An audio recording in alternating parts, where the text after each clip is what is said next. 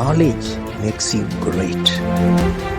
It's been 25 years of passionate chasing.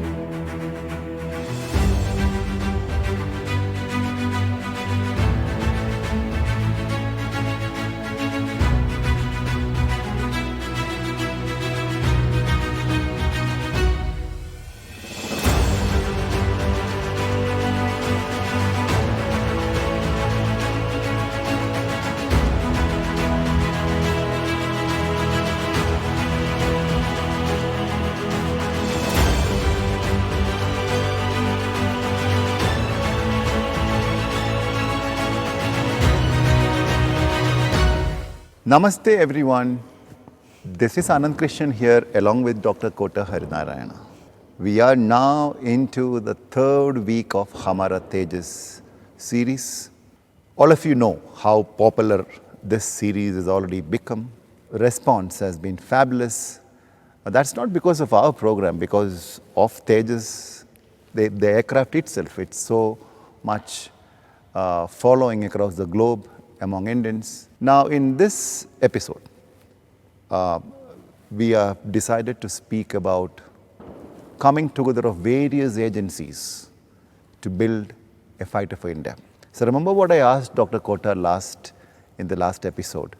I asked him, did you ever go mad heading this particular program? So let me come to you, Dr. Kota, with the same question.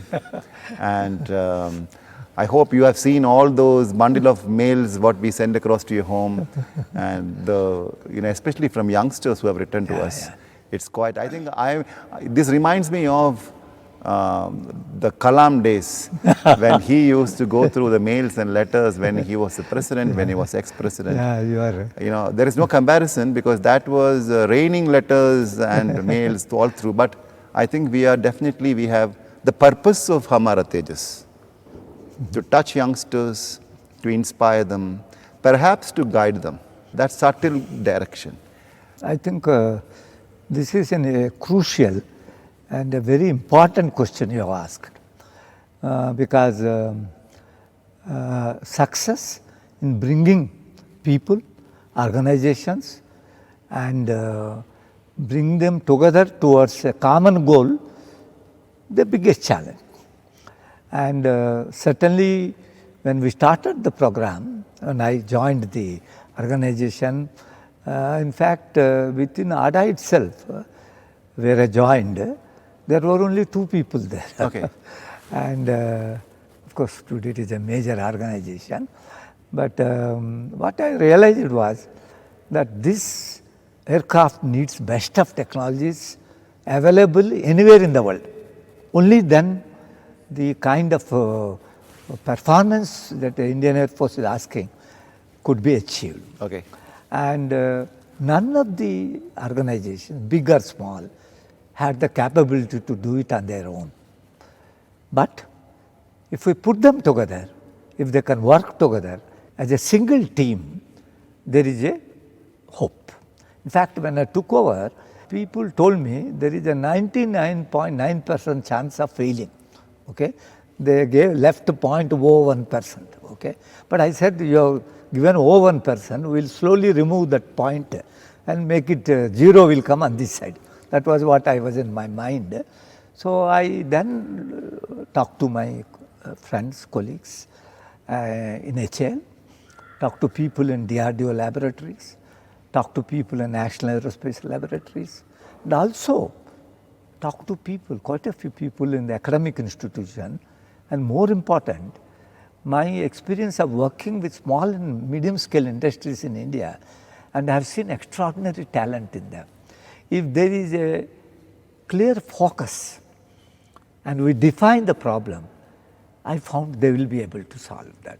So I happy to tell you that we formed an integrated team to define the aircraft, to design a preliminary design of the aircraft. And I must thank Air Marshal Wolin, who was the chairman of HAL in those days. And I told him that I need a large number of people from HAL to become part of this team. He told me that you define how many people you want in what categories, I will give you. And I did that, and 200 plus people from Aircraft Design Bureau become part of that. Then I talked to an AL team, Professor Narasimha. He sent about 15 to 20 people. From DRDO, from academic institution, people joined, and we recruited a number of people from private sector and all. So something like 3 people, within about 6 to 8 months, we became 300 people. Professor Arunachalam was the boss. Okay. But an extraordinary person. He was supporting in a big way. When I told him that I have to form a team, and that he said, he gave a full freedom. In fact, I told him, ADA doesn't have enough people. I need 100 additional posts to be sanctioned. I want to tell you that within 1 week, I got the clearance for 100 people. It would have taken 1 year today to do that. Interesting thing, the speed at which you push things during that time, I understand, I spoke to many people over the years, I know that you have taken it up as a challenge and pushed it. But tell me, one of the things, now we are talking about organizations and people. As a person who watched this program, I always felt that for a long time, and to be very honest with you, for a long time, definitely there was no ownership for this program from many stakeholders. Now, I'll be failing in my duties, or I'll be putting a mask and talking if I hide this question, because I did not see anyone collectively owning this program, which perhaps resulted in the delays. You are right, because people thought it would not be possible to develop this aircraft. People did not consider it as a project with which they should associate themselves. Okay? It is only when we started developing one by one technologies and we were able to put the team together and make the team work, then the ownership came. In fact, I must tell you, until the aircraft started flying, the ownership was not too high. And even after that? After that, it took some time. But once the aircraft started flying, the reports started coming about how beautiful this aircraft is, how well it is performing, how the technologies have proved themselves without a single accident or incident or any of that one. I think then ownership started coming. Took long time. Of course, the delay is not so much that.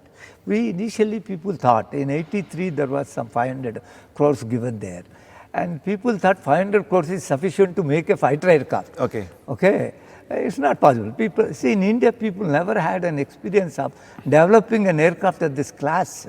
So they thought that way. Majority of the people were criticizing because lack of knowledge of taking up such a project. And a few people also, they don't want us to succeed. And that's fine. There's always a few people. But let me ask you, you sometime back said, you got 100 people within a week and it would have taken a year. Why is it so now? Is it because of the leadership issues in various organizations? What happens is the system became too bureaucratic. Absolutely. It was like a startup. ADA was like a startup, where you discuss, analyze, but you take decision, you implement it immediately. That was the way. It used to take months for advertising. we will finish the, within 2 weeks, we will find a person good, and next day he gets his appointment order, and we'll make sure he joins us. But you can't do that now because there are agencies watching, there'll be vigilance cases. Since you're talking upon a very crucial thing of delays and compartments and bureaucracy, all that. Do you think that, for example, a program like Tejas, now from here on with Mark 1A and Mark 2 and other things coming, do you think that to speeden up things, considering that there are many people, organizations working together for a common goal, there has to be a mechanism that will speed things? It's a very relevant question. But I must tell you that we have good people heading the program in ADA, good people in NIL, good people in HL. I want to make this point very clear. I feel they should be enabled, they should be given greater authority, and thereby we will, I have zero doubt in my mind, we will succeed and do it in a much faster way. Okay? It's not too difficult to give that kind of authority, because the sense of what you call urgency should be there in every task we do. You see, once that is there, and once that sense of urgency is felt not by at a lower level but at the highest level, then things will happen. And I do think it's possible, and I look forward to this happening. Today we are no longer saying we can't do that. Today technology is there, people are there, so we should be able to move forward. And I am happy to tell you that people are capable now. Absolutely. So since it is a story of many people, many power heads coming together for a common program, what was the biggest difficulty you faced as a leader? Let me put to you, I had good people, no doubt, but each we have to learn how to respect other man's strength. This is an important thing in a teamwork. An academic institution, that he is not good in everything. He is good in few things. An academician is in depth, he knows very narrow area. An R&D man knows in his domain. An industry man understands what it means making aircraft, this and all. But each by himself doesn't have all the things.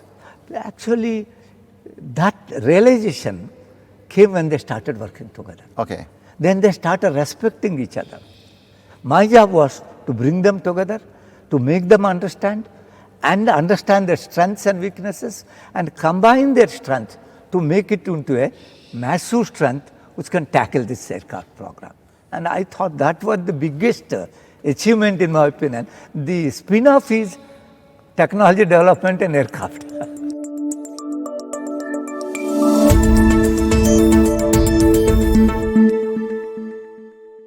Amazing. So you're talking about leaders. Again, one thing that comes into my mind is ISRO, whether it is Vikram Sarabhai, Professor Satish Dhawan, U.R. Rao, and a series of people. There are a lot of people who, inspiring leaders there. And then when you take this side, there is Dr. Kalam and, there is Dr. Kota, all that. But why is it that we don't talk much about leaders who have come after that? I'm not trying to compare. Is there an issue with leadership, or are we lacking in terms of inspiring leaders propelling military programs in India, not sticking to one organization, but collectively? Because there are delays with more programs, but you cannot identify one organization and blame, because everybody has to share the responsibility. I want to address 2 points. One is the delay point, another is leadership point. Actually, if you analyze fully and compare with programs in USA or UK, there are no delays. Okay. So how does a major program start? They do technology work at a subsystem level and all at a basic level. Then they build what you call a technology demonstrator. They prove them. For example, a fly-by-wire system in UK, first they proved on a Jaguar aircraft. Okay? After proving that, then they built what you call an experimental aircraft, okay, called EAP, on which they put many technology to like composite, this, that, and they tested for many years. And then they got into what you call European fighter aircraft. All right. Okay. First on a Jaguar, there on a EAP, then on the European fighter. Where was? Neither there is a Jaguar here, nor a EAP there. You are straight there. So here, because we didn't have any basic aircraft, we, after a lot of effort and all, the Indian Air Force said, correctly, possibly, that look, you have to prove all these technologies. So they gave money for 2 technology demonstrators to be built. So we built those technology, the 2 aircraft, embedded all the key technologies, and then we flew that. Only after these 2 aircraft had flown, after that, then after TD1 flew, TD2 flew and all that, then they said, yes, you have proven your technologies, you have said you are capable. Now then they gave a program for making a limited series aircraft and full scale development. So if you look at that one, initial work was on the, bringing team together, building some technology base and all. Then TD technology demos program only came in 93, not in 83. If you look this one compared with the European fighter aircraft, time frame is same. It is only because we didn't have the experience of how to build such an aircraft. We have thought that we have lost too much time. It's not so. So the leadership? Next point is, look at it. In a country where we have been importing all fighters, all aircraft, so to make a new fighter and a fighter of this class, to come to a conclusion that we have to develop indigenously is not a minor decision. The leadership in Air Force, the leadership in production organization, HAL and all, and in DRDO, and at NAL, they came together. They said we individually don't have capability, but we have to come together. That's how they formed Aeronautical Development Agency, so that they can all be brought together. And they said we'll go ahead. It always happens when you bring a new organization like that. But we had outstanding leaders like Arunachalam. He could take extraordinary risks and could convince the government that we should go ahead and do that. And after Arunachalam, we had an outstanding leader in Dr. Abdul Kalam. He came in 1992 and he was there 99. Imagine in 98, maybe in a year's time we would have flown, India exploded an atom bomb. Total support from Western world has stopped. But we regrouped, we put all our heads together, we worked 3 shifts, and whatever we are not getting from outside, we developed ourselves, complete software, complete hardware, complete integration. We did that, and we finally flew the aircraft when the sanctions were still there. The aviation had a history. Their airlines are separate, Air Force is separate, production is separate, R&D separate. So to bring them together is a much bigger challenge than a new organization. So let me ask you, now that with Tejas is given the impetus for further programs like Mark II and AMCA and many others, what do you think that now that we don't have any sanctions issues, we have the wherewithal, we have the technology, everything, what are the steps to be put in to speeden up this? Again, because this episode is about organizations and people, again, I'm not singling out anyone. No, So I understood your point. Will speed eventually become the mantra for India's military programs, Absolutely. which will make the user at the end of it, nobody talks about the user. Because I always perhaps felt, Dr. Kota, perhaps scientists are a little bit too much of sentiments. Perhaps sometimes they'll forget to whom they're making. This is my opinion, my observation. You might disagree with it. No, there is some merit in that. But today, people have worked together. See, we created it called National Flight Test Center. It is having Air Force officers, pilots, engineers and all. They are part of ADA. Earlier what used to happen, the industry will do all the testing, again offer to the Air Force, they will again testing. We said no, we will combine the whole thing together and make a single organization, and it is proving itself good. And that being part of ADA, the scientific personnel, engineers and all have now understood how to work together with the user. This is a good one. But let me tell you, today confidence is that LCA Mark II is ready. It should come out. Moment they have a final review and it should come out. We have the wherewithal for the 5th generation fighter, stealth fighter.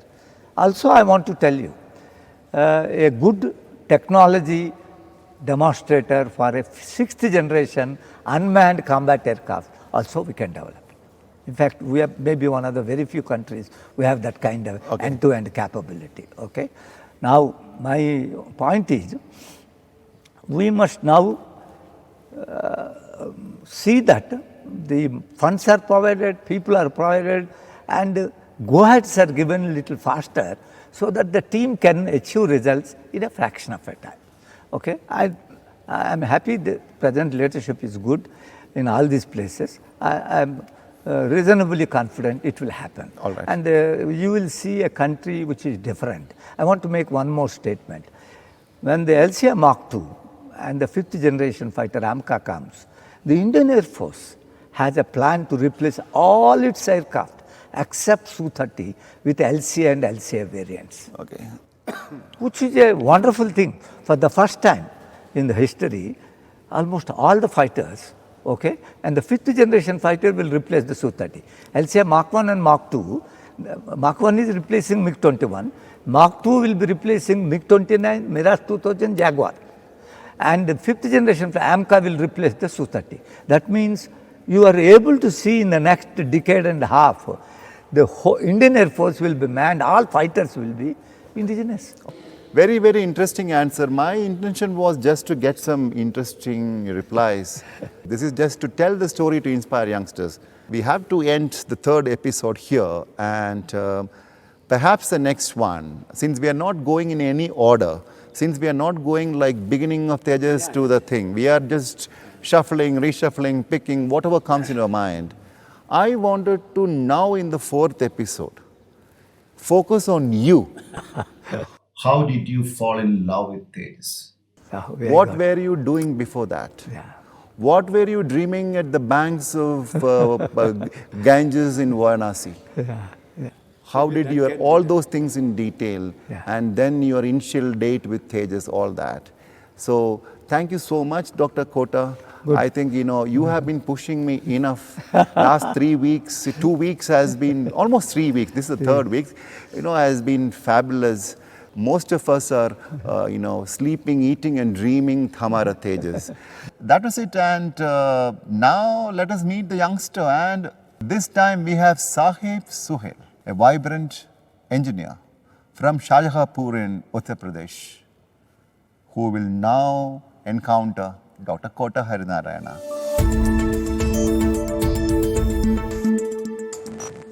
Namaste, sir. I am Sahib Suhail. I am from Shahjahanpur, Uttar Pradesh. I am a mechanical engineer. Thanks for giving me this opportunity to be the part of this program, Hamara Tejas. I'm happy to know that you are watched all the programs. Please let me know what is it you would like to know about the program, Tejas aircraft. Sir, my question is related to the starting of this project. At that time, we did this type much of technology. So how you face these types of problems? So how you manage that things? I thought a very relevant question and a very important question you asked. It's true, when we started the program, we didn't have the capability to develop these technologies because people from industry, from academia, from R&D, they never worked together. Okay? The first thing we did was bring all these people together. And that took time, okay? But at the end of it, each one appreciated the strength of the other and they started working together. So what looked to be an impossible task, then it became possible, okay? And we networked all these people, gave them projects, made them work together, and wherever there was a problem, we intervened and ensured that whatever doubts and problems they have, they are taken care, okay? And this we did for large number of organizations. You have come from close to Lucknow. We worked very closely with Lucknow division of HAL and all. We worked with Chandigarh institutions. And they were good, but they didn't have all the knowledge. So we brought other academic institutions, other laboratories, other industry, brought them together. At the end of it, okay, one by one technology started developing. And today we had the best of technologies you could think of for a fighter aircraft available now in India. So thank you for joining us. And here is a Thank you, sir. small gift for you. Okay? Thank you.